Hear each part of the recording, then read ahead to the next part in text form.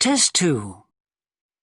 You will hear a number of different recordings and you will have to answer questions on what you hear.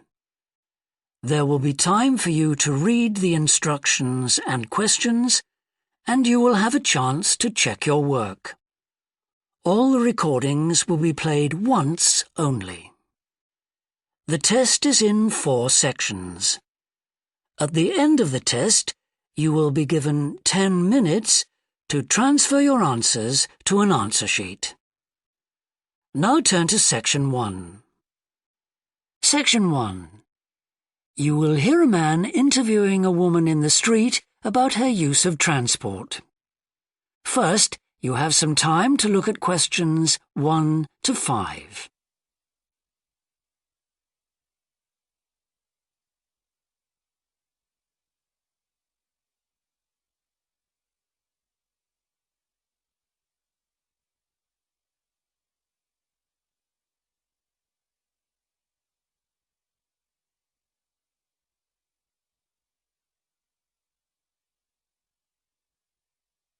You will see that there is an example that has been done for you.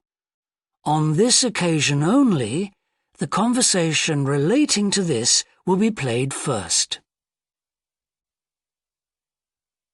Excuse me? Yes? I wonder if you could spare a few minutes to do a survey on transport. It won't take long. No, that's fine. Oh, lovely. The survey is on behalf of the local council.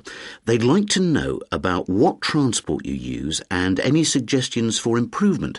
Can I start by asking you how you travelled to town today? Sure, I came on the bus. The woman travelled to town by bus, so bus has been written in the space. Now we shall begin. You should answer the questions as you listen, because you will not hear the recording a second time. Listen carefully and answer questions 1 to 5. Excuse me? Yes? I wonder if you could spare a few minutes to do a survey on transport. It won't take long. No, that's fine. Oh, lovely. The survey is on behalf of the local council. They'd like to know about what transport you use and any suggestions for improvement. Can I start by asking you how you travelled to town today? Sure, I came on the bus. Great. Now, can I get a few details about yourself? OK. What's your name? It's Louisa. Yes. Hardy. Can you spell that, please? Yes, it's Hardie. Great, thanks. And can I have your address? It's 19 Whitestone Road. Oh, right, I know that area. It's Bradfield, isn't it? That's right. Is the postcode GT7? It's actually GT8 2LC. Great. And could I ask what your job is? Are you a student? I've actually just finished my training. I'm a hairdresser. Oh, right. And one more question in this section. What is the reason for you coming into town today? Actually, it's not for shopping today, which would be my normal reason, but to see the dentist. Right. Thanks. Before you hear the rest of the interview, you have some time to look at questions 6 to 10.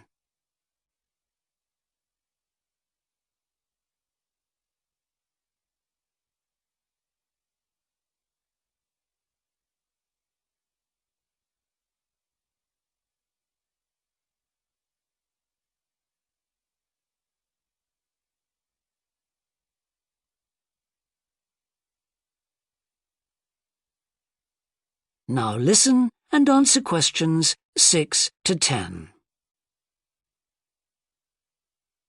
Now, in this last section, I'd like you to give us some ideas about the facilities and arrangements in the city for getting to and from work. Any suggestions you have for improvements? Well, something I've thought about for some time is that when I do walk and I'm doing a later shift, I think the lighting should be better. Yes, good point. And of course, I think it's a real shame they've been cutting down on the number of footpaths. They should have more of those. Then people would walk more. Yes, right. And I don't think there are enough trains. That's why I don't use them. You have to wait so long. Thanks. And finally, I'd like to ask your opinion on cycling. As you may know, there's a drive in the city to get more people to cycle to work. Right. But we realise that there are things which the council, but also employers, might do to help encourage workers to cycle to work. Yeah. Well, I have thought about it, and where I work, there are no safe places to leave your bikes. OK. And also, I'd have to cycle uphill, and on a hot day, I'd arrive at work pretty sweaty, so I think I'd need a shower somewhere at work. Right. And I suppose the last thing is that I wouldn't be all that confident about cycling on such busy roads. I think I'd like to see you offering training for that. You know, I'd feel a lot better about starting if that was the case. Well, that's very helpful. Thank you very much for your time. No problem. Bye. That is the end of section 1. You now have half a minute to check your answers.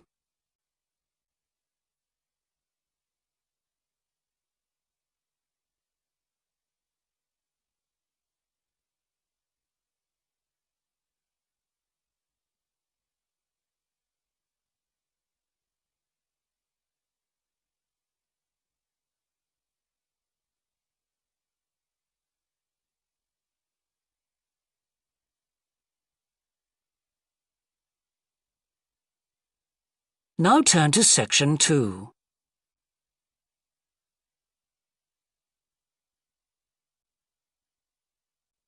Section 2. You will hear a representative of a city council giving information about 2 new facilities which are opening soon in the city. First, you have some time to look at questions 11 to 14.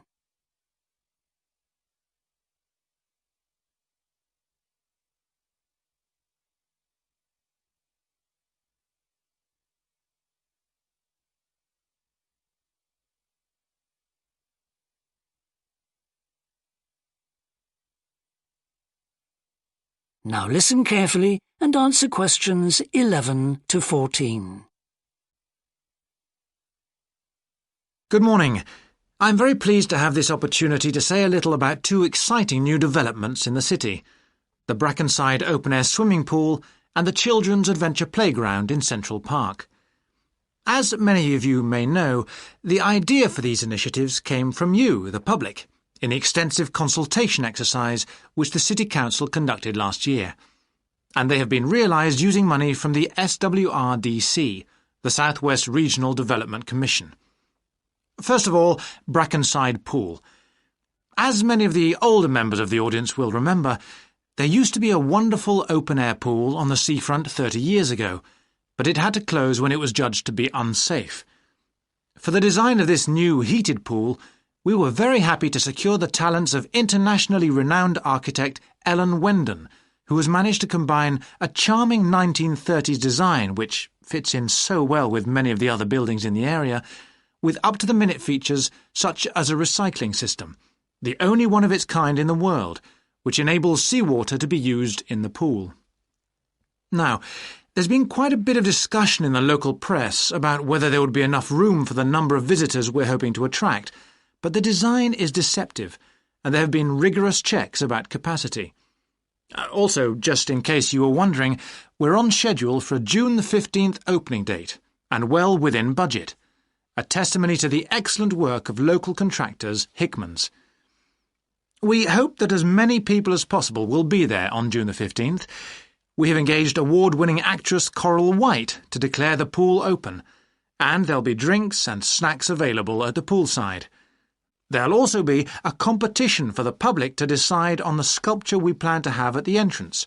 You will decide which famous historical figure from the city we should have. Before you hear the rest of the talk, you have some time to look at questions 15 to 20.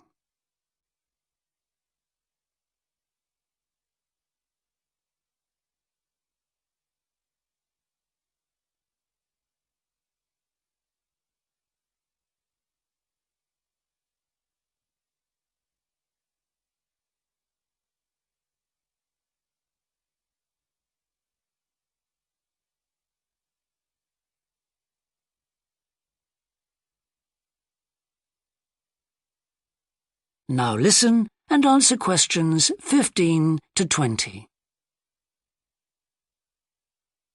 And now, moving on to the Central Park Playground, which we're pleased to announce has just won the Douglas Award for Safety.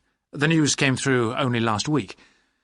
The unique design is based on the concept of the global village, with the playground being divided into 6 areas showing different parts of the world, each with a representative feature. For example, there is a section on Asia, and this is represented by rides and equipment in the shape of snakes, orangutans, tigers and so on, fauna native to the forests of the region. Moving south to the Antarctic, we couldn't run to an ice rink, I'm afraid, but opted instead for climbing blocks in the shape of mountains. I thought they could have had slides for the glaciers, but the designers did want to avoid being too literal. Then on to South America, and here the theme is El Dorado, games replicating the search for mines full of precious stones. And then, moving up to North America, here there was considerable debate. I know the contribution of cinema and jazz was considered, but the designers finally opted for rockets and the International Space Station. Eastwards to Europe then, and perhaps the most traditional choice of all the areas, medieval castles and other fortifications. Then last but not least, moving south to Africa, and a whole set of wonderful mosaics and trails to represent the great rivers of this fascinating and varied continent. Now, the opening date for our global playground is the 10th of July, and again, we'd love to see you there. So, make a date and come and see this magnificent, original new amenity right in the heart of the city. That is the end of section 2. You now have half a minute to check your answers.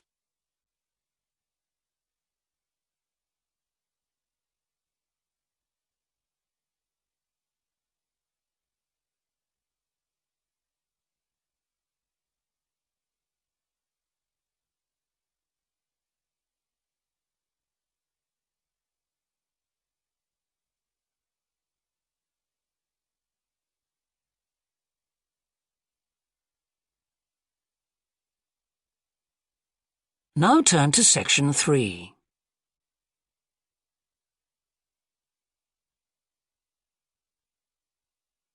Section 3. You will hear 2 anthropology students called Victor and Olivia discussing their joint presentation about a Norwegian explorer called Thor Heyerdahl. First, you have some time to look at questions 21 to 24.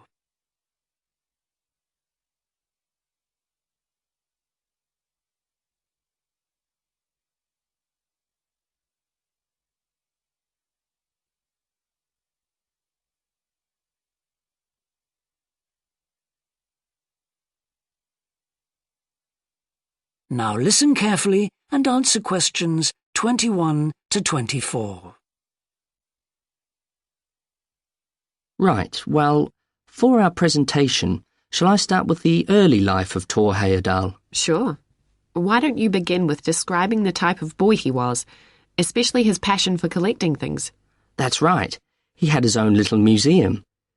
And I think it's unusual for children to develop their own values and not join in their parents' hobbies.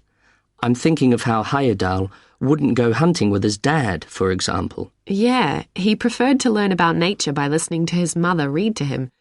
And quite early on, he knew he wanted to become an explorer when he grew up. That came from his camping trips he went on in Norway, I think. No, it was climbing that he spent his time on as a young man. Oh, right. After university, he married a classmate, and together they decided to experience living on a small island to find out how harsh weather conditions shaped people's lifestyles. As part of their preparation, before they left home, they learnt basic survival skills, like building a shelter. I guess they needed that knowledge in order to live wild in a remote location with few inhabitants, cut off by the sea, which is what they were aiming to do. An important part of your talk should be the radical theory Heyerdahl formed from examining mysterious ancient carvings that he happened to find on the island. I think you should finish with that. Okay. Before you hear the rest of the discussion, you have some time to look at questions 25 to 30.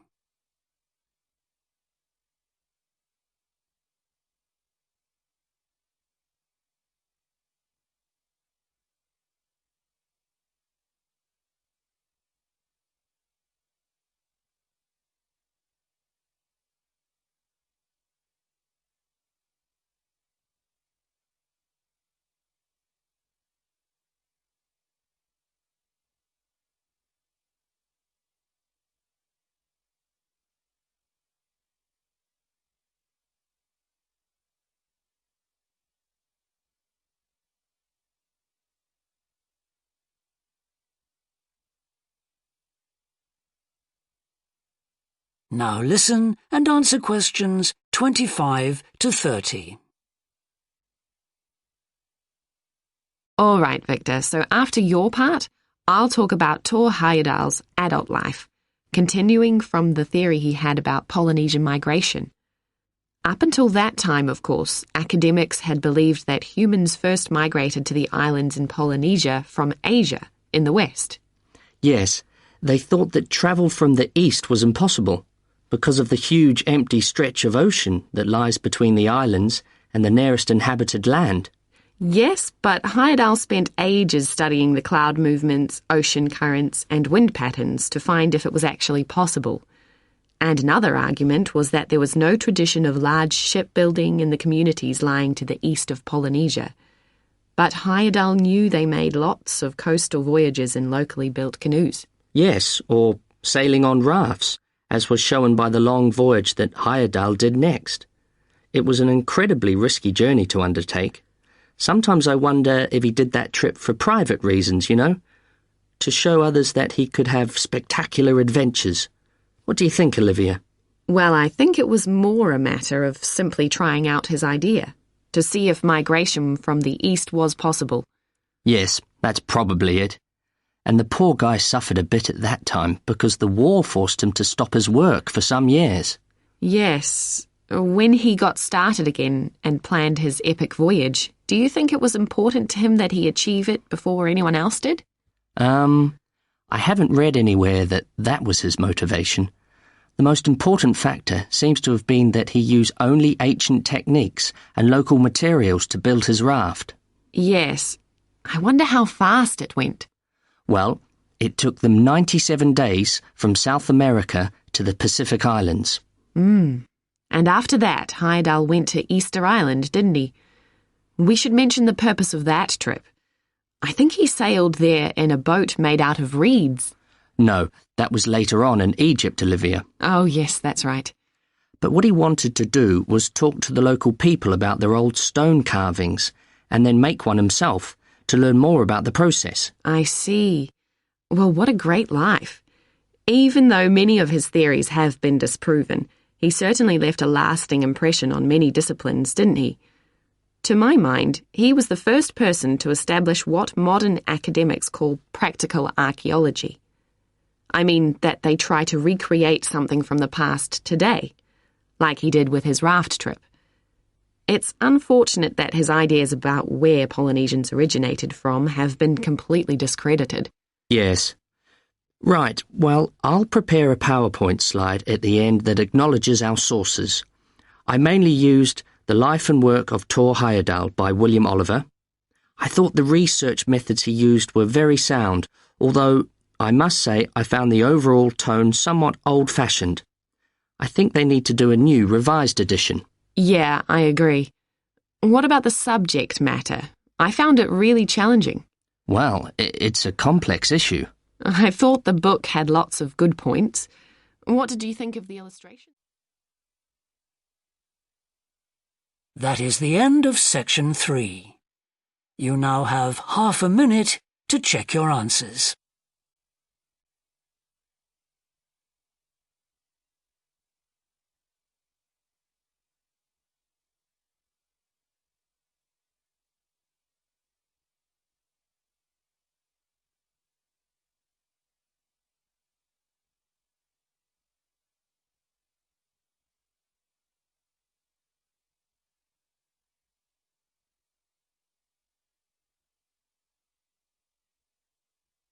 Now turn to Section 4.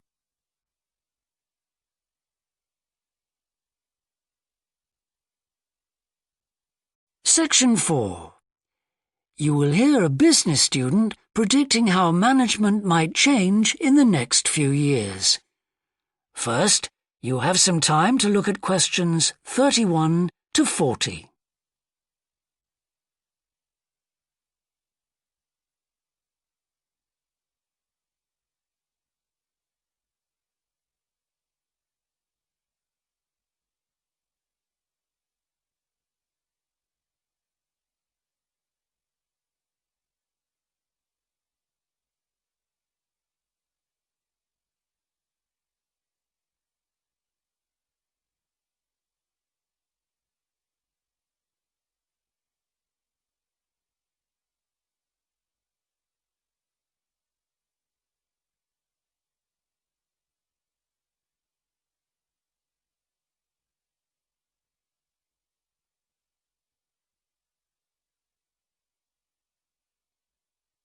Now listen carefully and answer questions 31 to 40.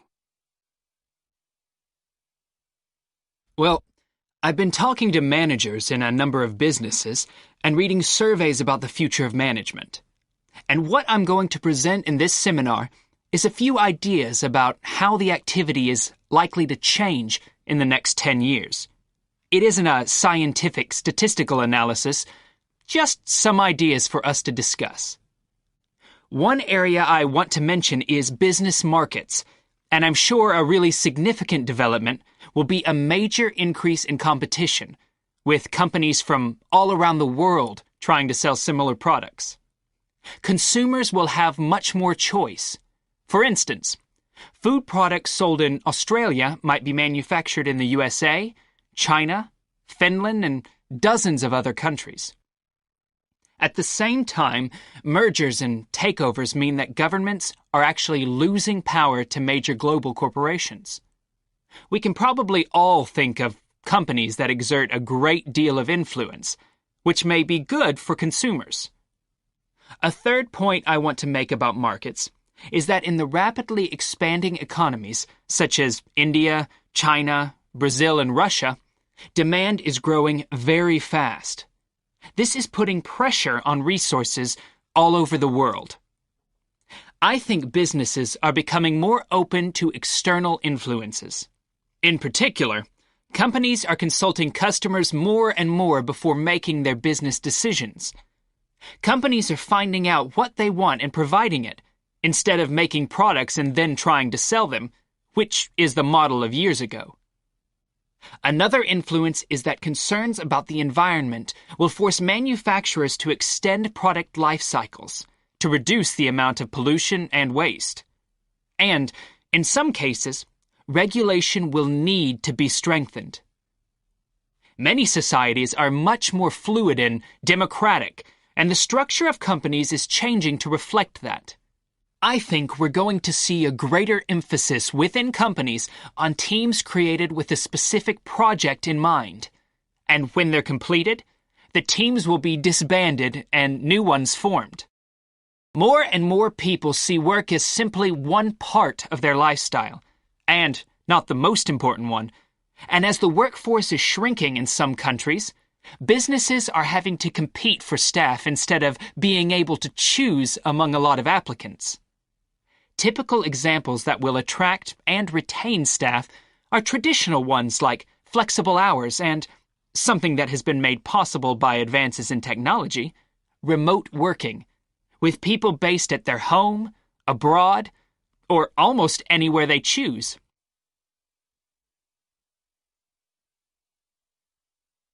Management styles will almost certainly continue to change. Senior managers will require a lot more than the efficiency that they've always needed. Above all, they'll need great skills in leadership so that their organization can initiate and respond to change in a fast-moving world where they face lots of competing requirements and potential conflicts. In most of the world, the senior managers of large businesses are mainly men in their 50s and 60s, The predominant style of management will almost certainly become more consultative and collaborative, caused, above all, by more women moving into senior management positions. Many of the changes are influenced by developments in the wider economy. The traditional emphasis of business was manufacturing, and of course the service sector is very important. But we shouldn't overlook the growing financial contribution of IP, that is, intellectual property. Some books and films generate enormous sums from the sale of related DVDs, music, games, clothes, and so on. Another point I'd like to make is that although I've been talking about companies, one trend that they have to face is the move away from people working for the same employer for years. Instead, more and more people are becoming self-employed to gain the freedom and control over their lives that they're unlikely to get from being employed. Okay, well, that's all I want to say, so let's open it up for discussion. That is the end of section 4. You now have half a minute to check your answers.